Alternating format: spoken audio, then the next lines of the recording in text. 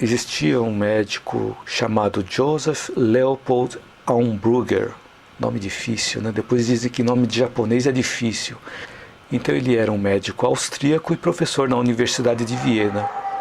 E ele inventou a técnica do diagnóstico por percussão.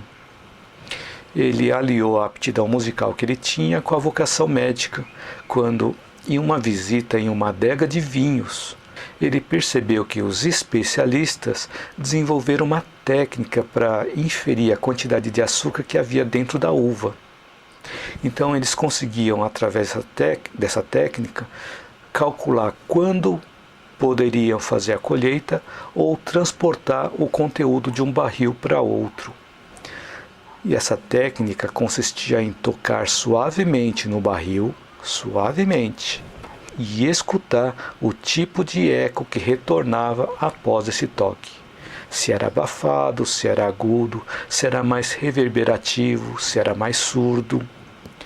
Então, Aumbrugger, este médico austríaco, ele utilizou a mesma técnica para inferir condições clínicas de seus pacientes com dificuldades cardíacas e também respiratórias. Então ele inventou um método baseado nesse método que os especialistas em vinho utilizavam.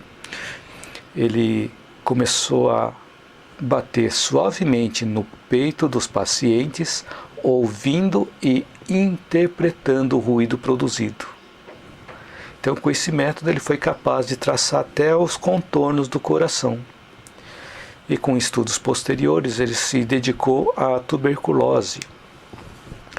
Então, esse estudo que ele fez, ele publicou em um livreto, mas ninguém prestou atenção a essa publicação. A publicação dele tinha o título de Uma nova descoberta que permite ao médico, por percussão do tórax humano, detectar as doenças escondidas no peito. Só que ninguém deu atenção a esse livro. Mais tarde, esse valor da percussão no exame físico foi reconhecido por outros dois médicos, um na França e outro em Viena. E eles também traduziram e ilustraram esse livro de Aumbrugger em 1808 e ajudou a tornar esse trabalho de Aumbrugger mais conhecido. Então notem que esse médico que soube escutar o ambiente lá na adega de vinhos, o poder de desenvolver a técnica de percussão. Então ele conseguiu associar um conhecimento a uma aplicação prática desse conhecimento na medicina. Então, através dele perceber o ambiente, ele escutar o ambiente, ele interpretou aquilo e pôde aplicar na prática. Mais tarde, mais para frente, um outro médico e músico francês chamado René Laennec, ele teve dificuldades com uma jovem que apresentava um quadro de insuficiência cardiorrespiratória.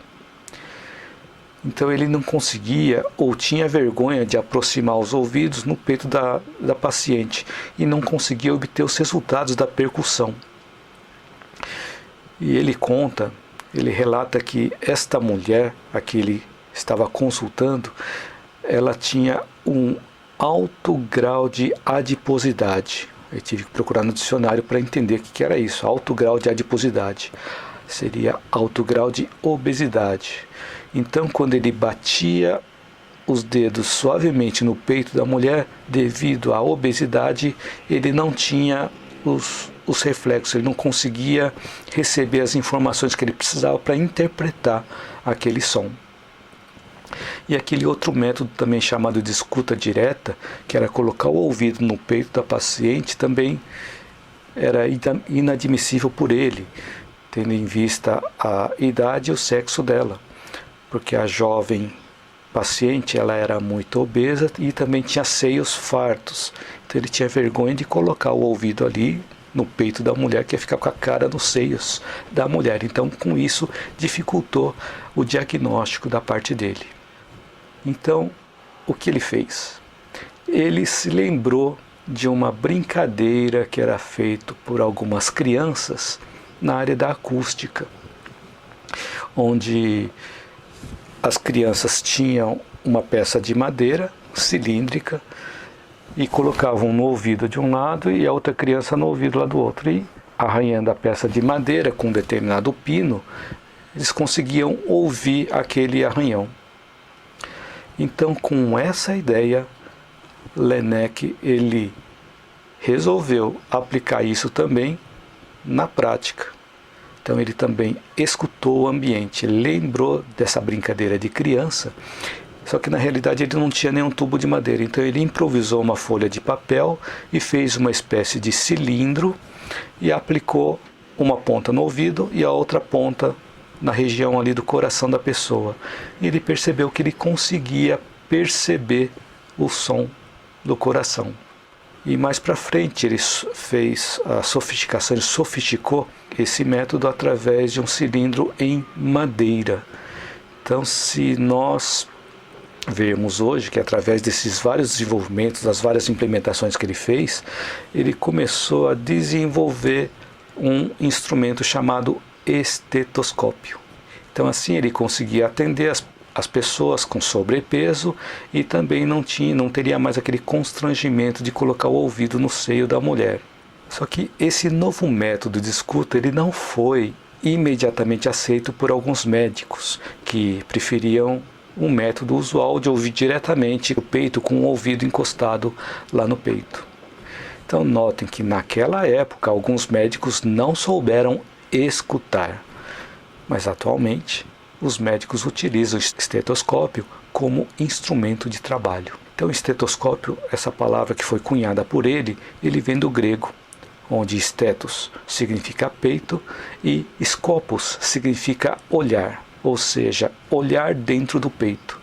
Então ele foi o inventor do estetoscópio em 1819. Por que eu contei tudo isso?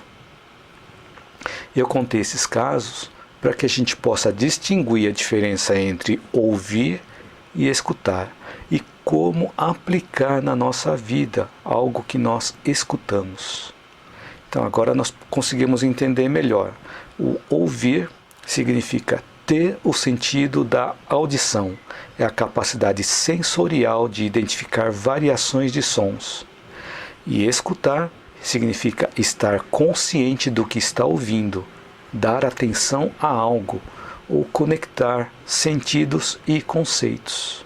Então, nesse processo do estetoscópio, ele conseguia ouvir os ecos das batidas do coração ou as variações da respiração. Então ele escutava e interpretava o que eles significam ou o que significavam. Mas se me derem um estetoscópio, eu com o conhecimento que eu tenho ou conhecimento que eu não tenho, eu até consigo colocar o estetoscópio aqui no ouvido, colocar a outra ponta ali no peito e vou conseguir ouvir apenas sons, mas eu não vou conseguir escutar, ou seja, não vou saber interpretar os sons. Por isso que a gente precisa ir desenvolvendo a arte de interpretar o que a gente está ouvindo, para que a gente possa escutar. É nós nos esvaziarmos, deixarmos nós temporariamente de lado para estarmos disponíveis ao que a outra pessoa tem para nos falar. Então nós podemos aprender a escutar com base na invenção do estetoscópio. Como assim?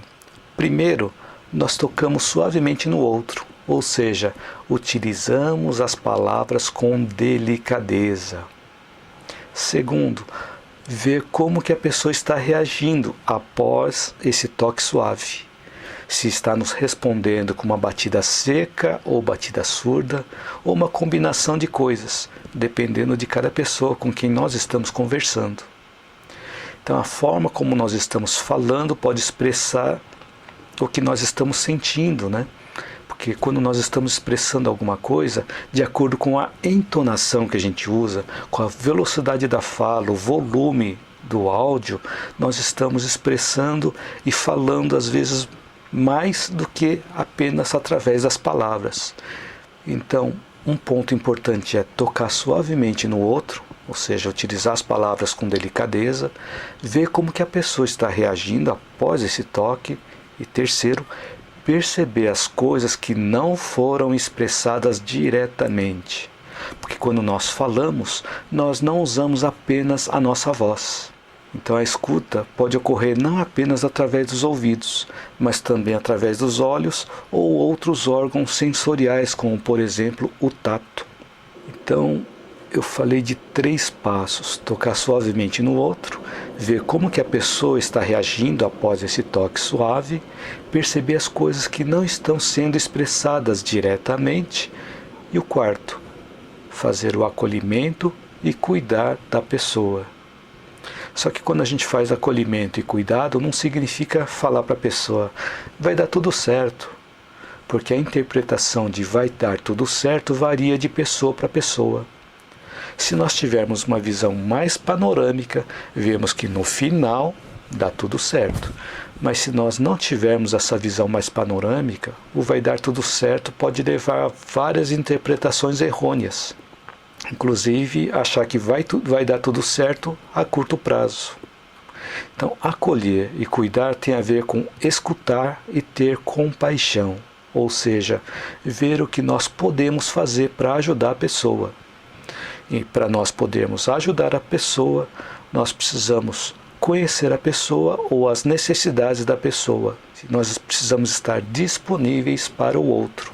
Então, da mesma forma, quando nós vamos dar um presente para alguém, nós precisamos conhecer a pessoa para dar o melhor presente, algo que seja útil para a pessoa. Então, para podermos ajudar a pessoa, nós precisamos entender a dificuldade que a pessoa está passando.